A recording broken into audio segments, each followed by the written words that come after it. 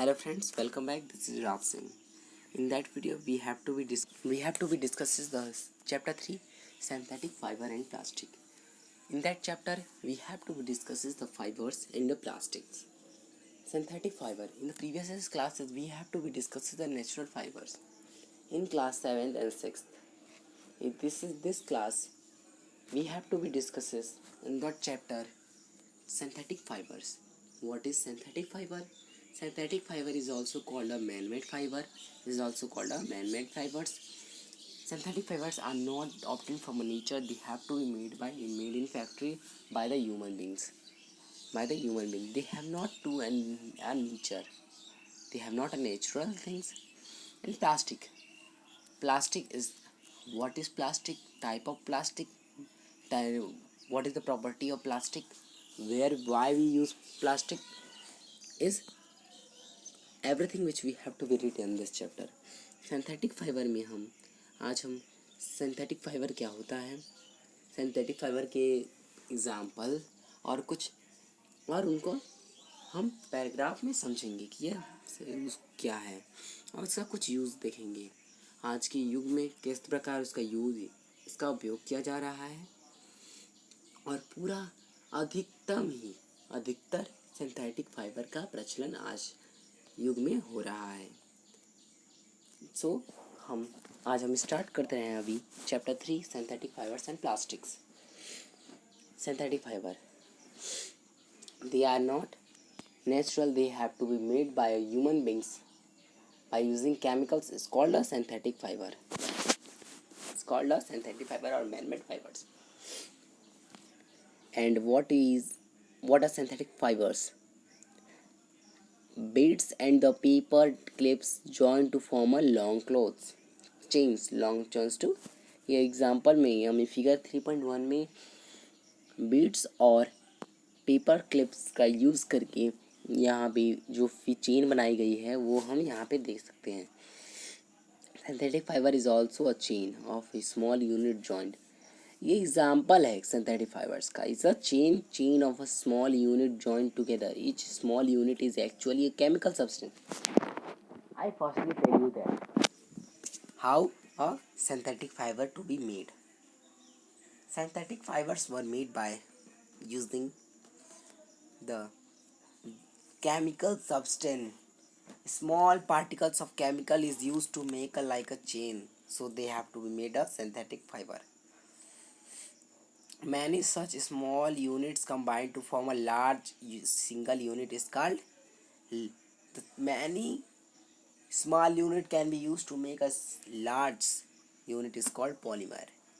The word polymer means come from two Greek word poly. Poly means many and mer meaning per unit. So polymer is used of many repeating unit. So polymer are used in many repeating units. Now, what is cellulose? Polymers occur in nature. Cotton, for example, it is a polymer called cellulose. Cellulose is made up of large number of glucose unit. Type of synthetic fiber. On that chapter we have to be discusses. In class 7, the silk fiber obtained from a silkworm was discovered in China, and he was closely guarded from secret from a long time. Fabric obtained from a silk fiber and very costly. It is a beautiful texture, fascinated everybody. What is rayon and artificial silk? The fiber, देखिए क्या rayon और artificial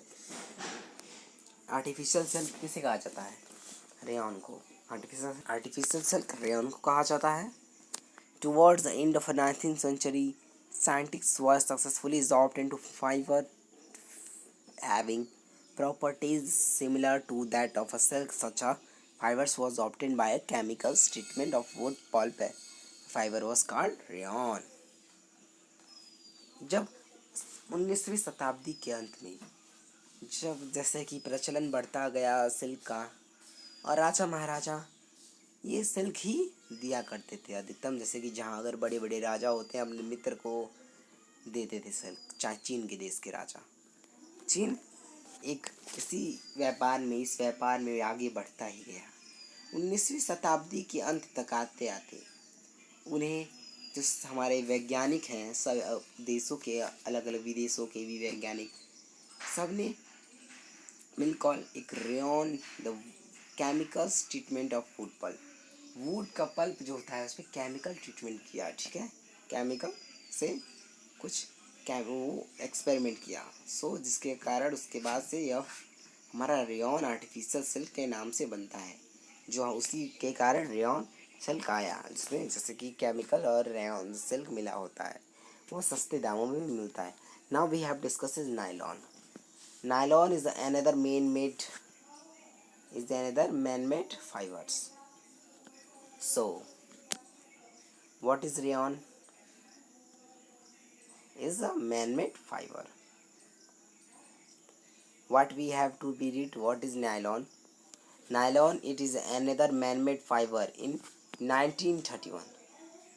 It was discovered in 1931. It was made without using any natural raw material. इसका बनने की प्रक्रिया में हमें किसी भी नेचुरल रॉ मटेरियल की आवश्यकता नहीं पड़ती है, ना ही प्लांट और एनिमल्स की।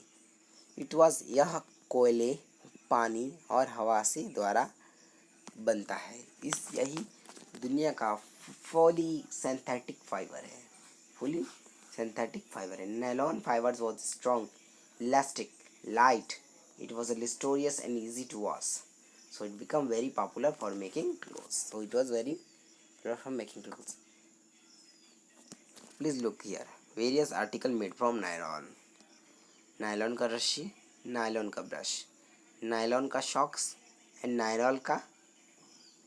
नायलॉन के ही यहाँ एग्जाम्पल दिए गए हैं। इसका हम नायलॉन की अधिकतम वस्तुएं हम अपने दैनिक जीवन में प्रयोग करते हैं। यहाँ दिया हुआ है, it is nylon fibre really so strong that we can make nylon practice and ropes for rock climbing. यहाँ पे सचमुच ये बहुत ही मजबूत होता है, इसलिए हम रॉक क्लाइंबिंग करने के लिए इसका यूज़ करते हैं हम। Now we have to be discuss example for nylon fibre का एग्जाम्पल हम यहाँ देख सकते हैं। Okay, activity we have to be discusses. Tip to clamp. इस एक्टिविटी में हमारा एक थ्रेड का यूज़ किया गया है, जो जिससे हमारा यहाँ पे बंधा हुआ है कॉक के प्लास। यही एक्टिविटी हम डिस्कस कर लेते हैं। Take an iron string, iron का स्ट्रिंग लेना है विद क्लैम्प पर लगना नीचे 20, cotton thread of ever 60 metre length यहाँ पे दिया हुआ है। To clamp so that it is hangs freely that shown in figure 3.5, और इसी तरह जिस फिगर 3.5 की तरह ही हमें उसको उस पोजीशन में कर देना है। Pan so that weight can placed in it, और जो पैन है उसको उसके प्लेस के कर देना है। And weight 1 by 1 till the thread breaks. Note down the total weight required to break the thread. हमें एक भार देना है ताकि वो टूट सके। The weight indicate the strength of the fiber. और ये वेट बताता है कि उसकी ताकत कितनी है, उसकी क्षमता कितना है। एक्टिविटी है जिससे हाउ टू पुल द